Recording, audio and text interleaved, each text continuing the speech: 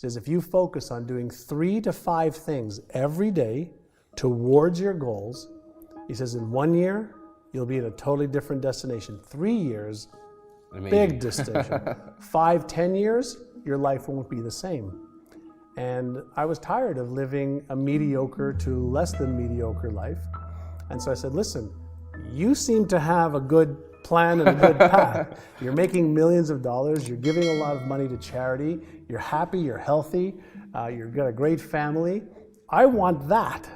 And he said, if you want that, follow the blueprint. Don't try to figure it out. Just follow the blueprint.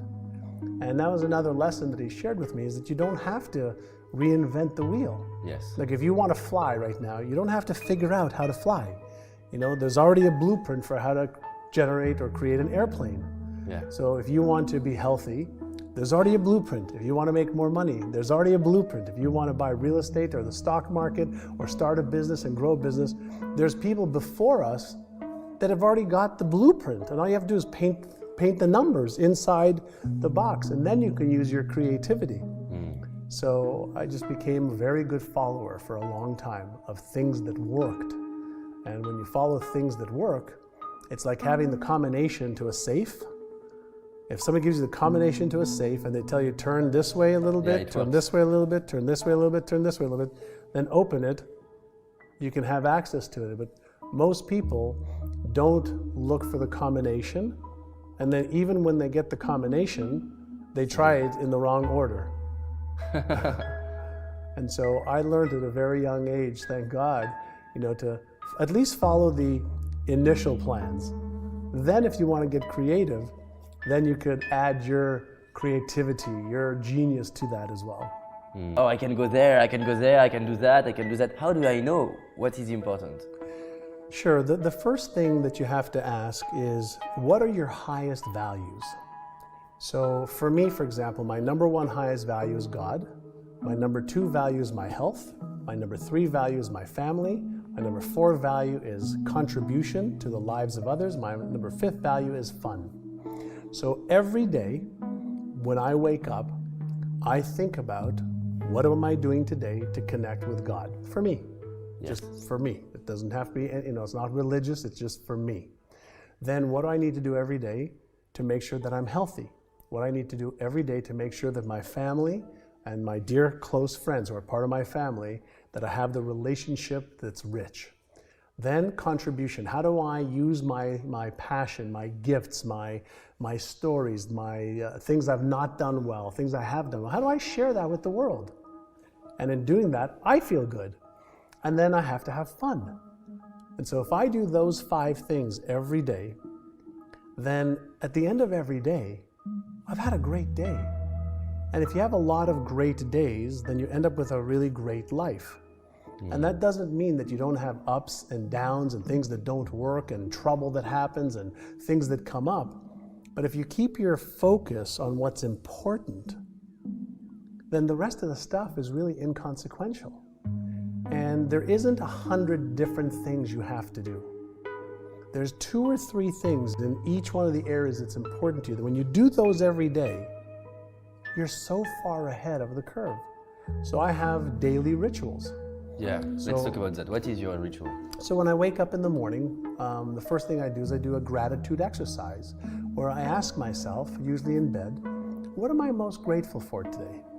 And usually, you know, I'm grateful for my health, I'm grateful for my wife, I'm grateful for my children, I'm grateful to be alive, I'm grateful, you know, for my family, I'm grateful to have experiences. And do you do that eyes closed? Yeah, I do that eyes closed, and while I think about that, I feel it. And so the feeling starts every day with a great feeling. So I start every day with a great feeling. I have an internal dialogue.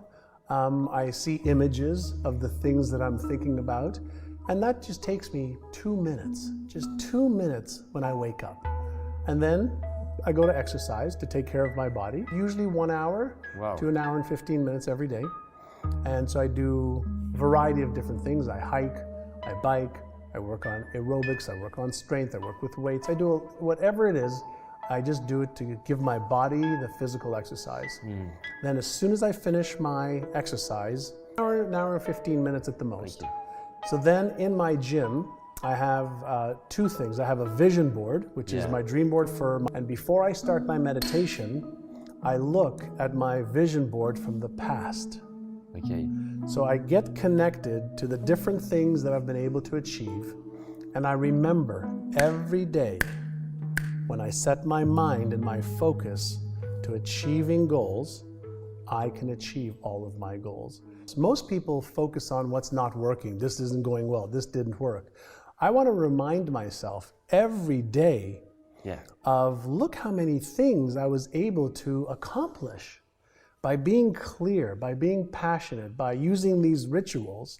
So before I go into my meditation, which is with my eyes closed, I look at my achieved board. I get emotionally associated with it to remind myself that when I set my mind to achieve something, I can do it. And then I look across, because I have a mirror in the gym, and I look across and I say, I love you just the way you are. And I said, I accept you just the way you are, with all of your skills and passion and faults and insecurities and doubts and fears. I accept you just the way you are. Wow, and I smile, and then I close my eyes, and I do about a 15-minute meditation. Wow. And in my meditation, sometimes I have no thoughts, where I'm just one with the universe and everything. Center. Other times, I'll just follow my thoughts and I'll just pay attention, be mindful of where are they going this morning? Where are they going today? So I'll follow my thoughts and I'll just follow them. Other times, I'll follow a thought and say, release that one. And follow another thought and say, release that one. So I'm teaching my brain that I'm in control of my brain. See, most people don't realize that they are not their brain, that their brain is an organ. No different than your heart, no different than your legs, no different than your hand. And since we're not our brains, we can learn how to use the different parts of our brain. And so I've been doing many, many years of studying on the brain. And if you don't understand the different parts of your brain, that's like having a sports car in your driveway, but you don't know how to turn it on, or you don't know how to change the gears, or you don't know how to put on the radio, or you don't know how to turn the heat on. Yes, you have a powerful machine, but you don't use it. You have a powerful machine, but you don't use it. And most people, not because they're dumb, it's because most people have never been taught how powerful their brains are, and for a simple reason that we haven't really known how powerful it is. We've had ideas, we've thought about it, but for the first time in the history of our species, hundreds of thousands of years on the planet, we're finally, in the last 10, 12 years, able to look a little bit inside the brain. And there's more circuitry in your brain than there is in all the telephones connected in the whole world. There's more circuitry in your brain than there are stars.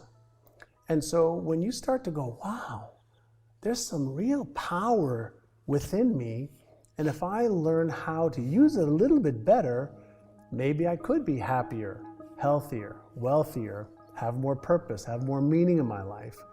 And when you ask yourself, like, what do most people want? Well, I want to know that my life mattered. I want to know that I'm loved, or at least liked. I want to know that my life has got some kind of purpose, or I don't have a real great existence.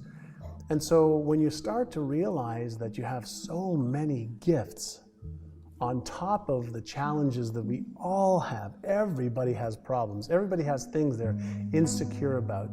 They don't have confidence around. They don't have certainty. But that's everybody. So the key is to understand that, we have an amazingly powerful tool that creates our reality, and we're able to teach it to look for and find what we want it to create. So reality doesn't exist outside of here.